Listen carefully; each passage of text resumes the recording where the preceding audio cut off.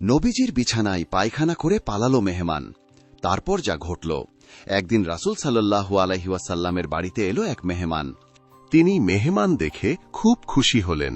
তাকে আদর যত্ন করে খাওয়ালেন, কষ্ট করে ভালো খাবারের ব্যবস্থা করলেন। কারণ তিনি যে গরিব থাকা তিনি পছন্দ করতেন, গরিবদেরকে তিনি ভালোবাসতেন খুব বেশি। তিনি আগত মেহমানকে আদর যত্নের সাথে খাইয়ে দাইয়ে ঘুমাবার ভালো বিছানা করে দিলেন, পরিষ্কার কাপড়, চাদর ও বালিশ দিলেন। আসলে লোকটি ছিল অত্যন্ত বদ। সে রাসূলকে কষ্ট দেওয়ার জন্য মেহমান সেজে এসেছিল। সকলে ঘুমিয়ে পড়ার পর লোকটি উঠল, বিছানাপত্রে পায়খানা করল, কাপড় বালিশ সবকিছুতে পায়খানা পেশাব করল, ইচ্ছা করে দেখে দেখে সবকিছু নষ্ট করল, তারপর পালালো।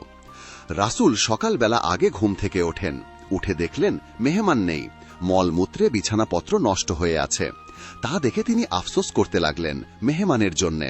তিনি ভাবলেন যে তার দেয়া খাবারে মেহমানের পেটে অসুখ করেছে, তার কষ্ট হয়েছে সারা রাত। এজন্যে তিনি অনুশোচনা করেন। অন্যান্য লোকেরা কিন্তু ঠিকই বুঝেছিল, পেটে অসুখ হলে হয়তো হঠাৎ করে পায়খানা হয়ে যেতে পারে, তাতে কম্বল চাদর ময়লা হতে পারে, কিন্তু বালিশে পায়খানা লাগে কিভাবে? সবাই ভাবল লোকটা ছিল বড় বজ্জাত। কিন্তু রাসূল সাল্লাল্লাহু আলাইহি ওয়াসাল্লাম তো তার জন্য চিন্তা করেই অস্থির। সকালবেলা তিনি নিজেই বালিশ বিছানাপত্র হতে পায়খানা ধুয়ে ফেলার উদ্যোগ নিলেন।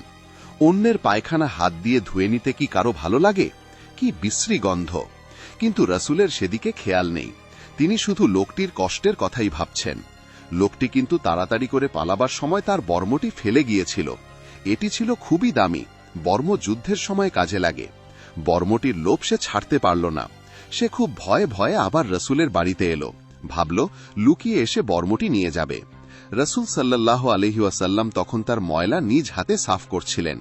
তিনি লোকটিকে দেখে ফেললেন, দৌড়ে কাছে এলেন, তার শরীর কেমন আছে জিজ্ঞেস করলেন। গত রাতে যে খারাপ খাবার খেয়ে তার অসুখ করেছিল এজন্য দুঃখ করলেন। নানাভাবে তিনি তাকে আদর যত্ন করতে লাগলেন। বজ্জাত লোকটিও অবাক হল। সে ভাবল কত ভালো এ মানুষটি, যিনি সব সময় অন্যের দুঃখের কথাই চিন্তা করেন, নিজের কষ্টের কথা একটুও ভাবেন না।